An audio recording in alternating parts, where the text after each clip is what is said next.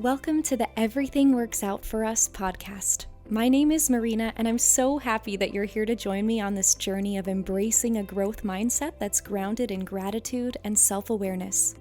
I'm an REBT mindset life coach, actor, singer, content creator, and the bigger sister that you always wanted. And I'm ready to start turning our mental and emotional roadblocks into road maps. In each episode, I holistically utilize psychology, spirituality, and my own personal experiences to strive to empower you to step into your power and deeply connect to both your inner knowing and the world around you. Let's grow together. Hello, my beautiful listeners, and welcome back to the pod. This week, I want to dive into a topic that I don't find frequently talked about, but something that I want to shed some light on and bring awareness to.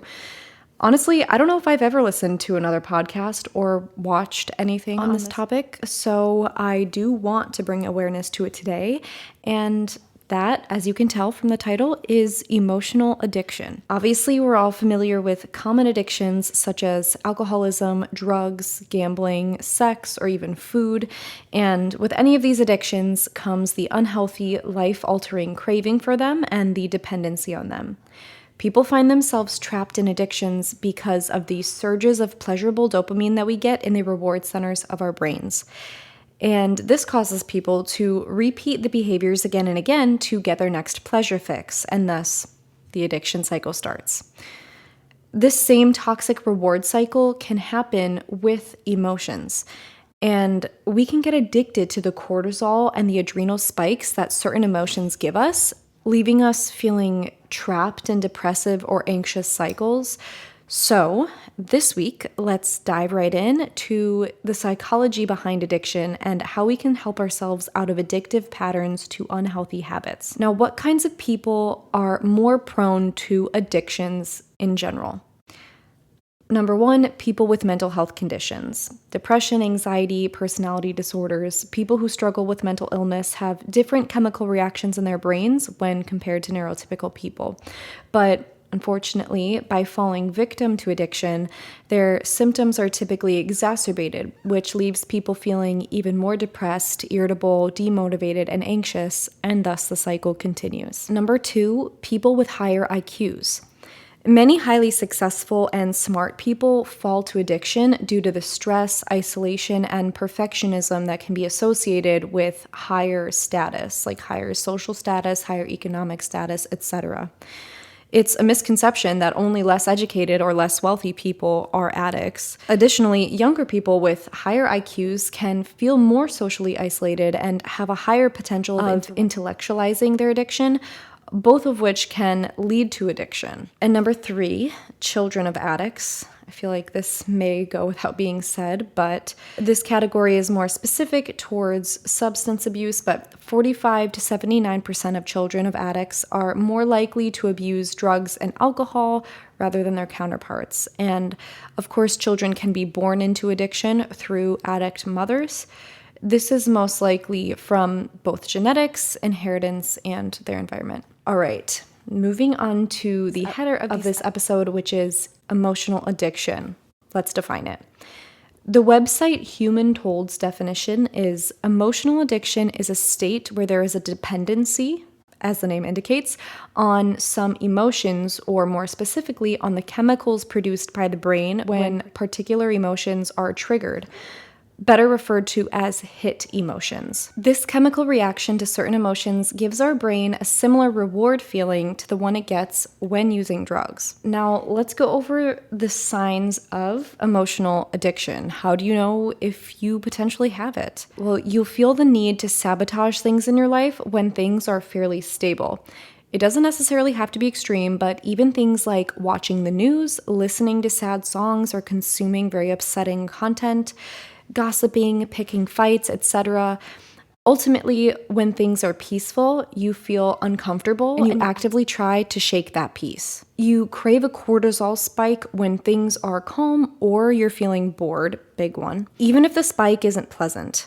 If you just have these uncontrollable urges to get frustrated, sad, stressed, etc. If you are constantly in negative emotional states or spirals, or you're constantly seeking out dramatic or chaotic situations, you could have emotional addiction. And lastly, if you consciously feel the need to vent, you are constantly reliving traumatic or emotional situations, you repetitively think about distressing events, or you subconsciously or consciously seek out things that will trigger you, again, this is a sign of emotional addiction. Now, let's go into the risk factors of emotional addiction. Being raised in a chaotic environment. This causes the brain to equate chaos and instability as the norm. If there's anything that you get out of this episode, it's that one phrase. The brain will begin to confuse this anxious, stressed state as safety because it's normal. So our brains are always trying to keep us safe first and foremost. Our brains are focused on our safety more than our happiness. So even though it's contradictory, when our brains think that being stressed and depressed is safe, we don't even have the option to be happy. Another risk factor for emotional addiction is trauma. If we get stuck in the stress cycle due to trauma and the body is unable to return back to homeostasis, this unprocessed trauma might manifest into an emotional addiction. To elaborate just a little bit here, our bodies go into either fight, flight, or freeze in a traumatic event in order to keep us safe and alive in that moment. But if we are unable to mentally move past this event or process what's happened to us in a healthy way, this energy becomes trapped in our bodies and it dysregulates our nervous system. And then due to this dysregulation, you'll swing from being highly hypervigilant, on edge, reactive, and anxious to depressed and lethargic. And that is going to become exhausting to upkeep.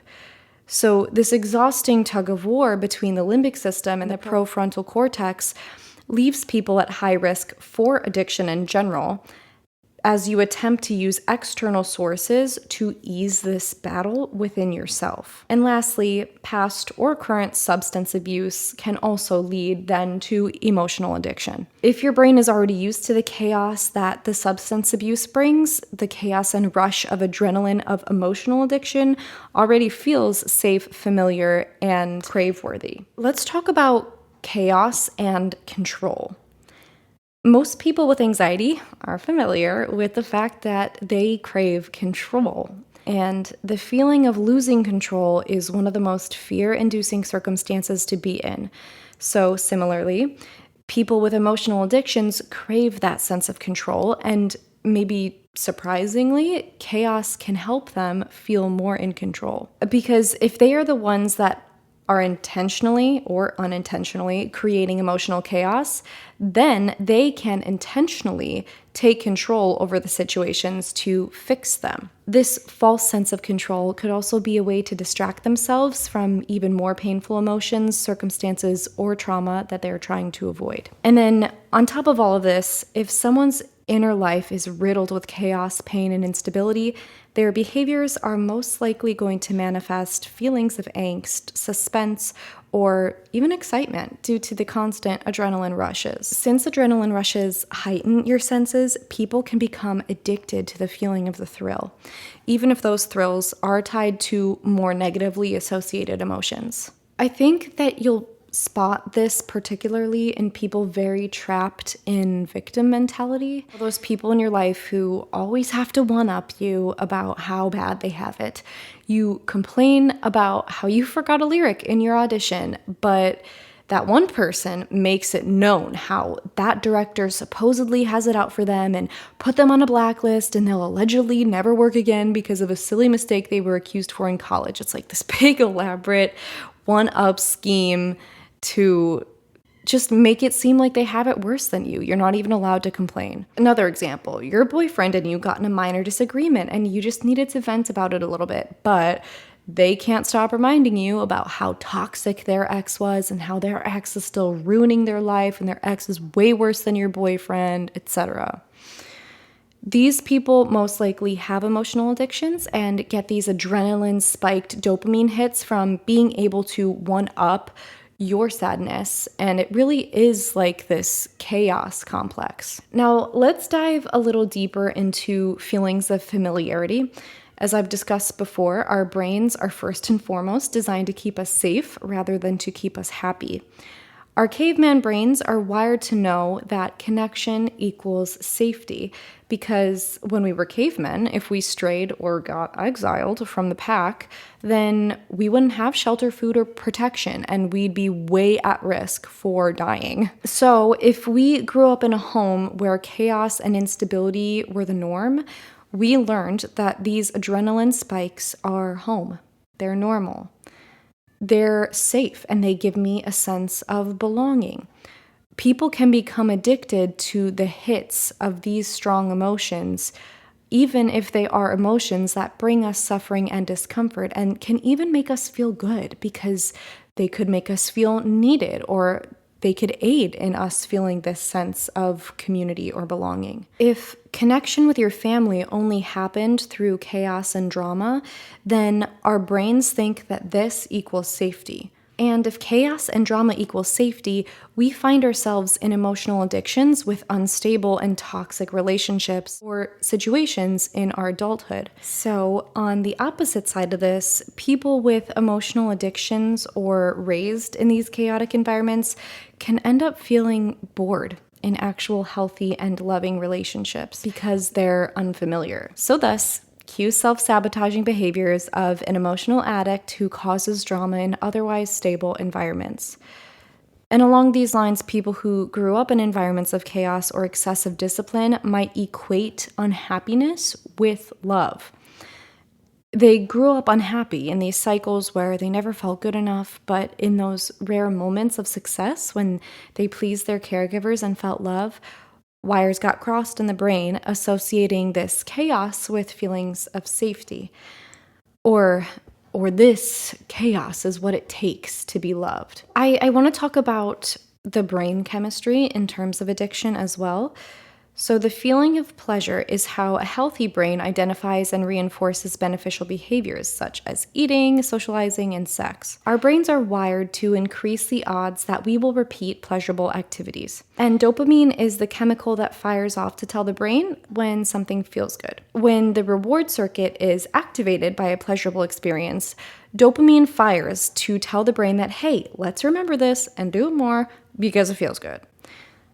This dopamine changes the neural pathway to make us want to repeat the pleasurable habit more and more. Now, certain things cause more dopamine to be released, which is why drugs and substances can be highly addictive.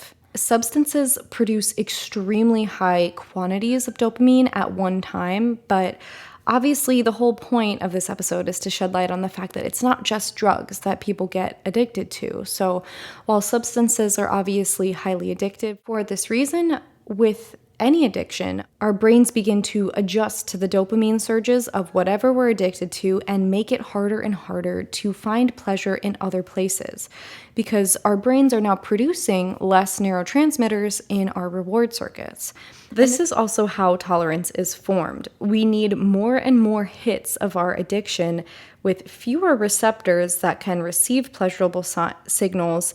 It takes more of the addictive habit or substance to even feel pleasure at all. I think this is how my generation and Gen Z is becoming more and more addicted to social media, and our attention spans are becoming shorter and shorter as well. As we continue to be controlled by the habits of extreme dopamine spiking addictions, we continually lose the ability to feel rewarded or pleasured by less stimulating things or healthy choices. All of this being said, are we trapped?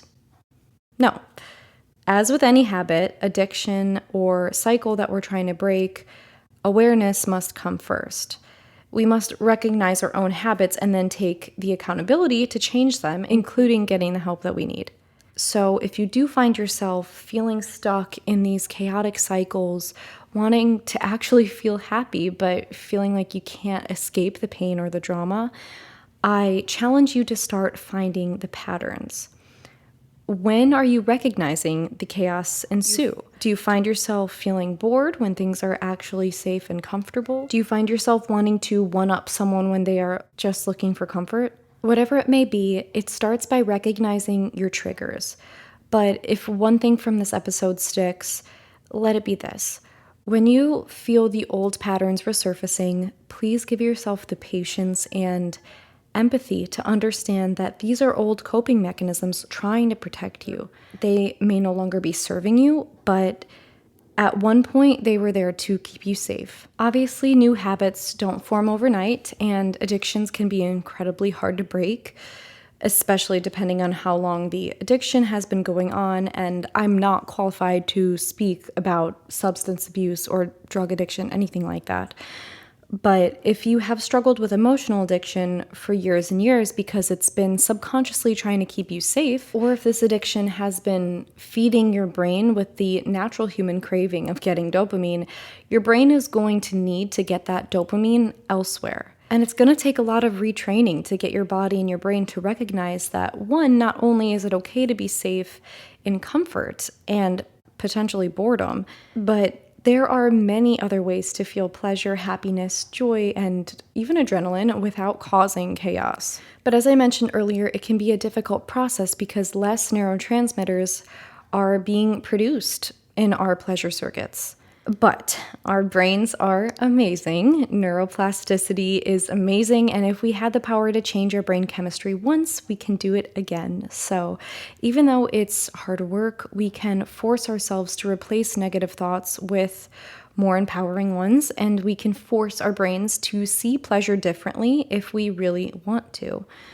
It's about slowly changing the habits and unlearning that chaos, depression, or whatever emotions that we're addicted to, but we don't want to be, are actually not pleasurable and not safe. And in fact, the comfort of a loyal, loving relationship, for example, that doesn't have crazy ups and downs is actually pleasurable, not boring. Or the constant drama of the friend group actually isn't exciting. It's pleasurable to be in a group of friends that lifts each other up instead of constantly talks behind one another's backs. So as with any addiction, I do believe getting help is necessary. So this is going to be different for everybody, as everybody's paths to healing are different. For most people, therapy will probably be involved, or will probably be a great place to start, because having a safe space to start unpacking your habits and learning why these coping mechanisms began in the first place can be an incredibly helpful tool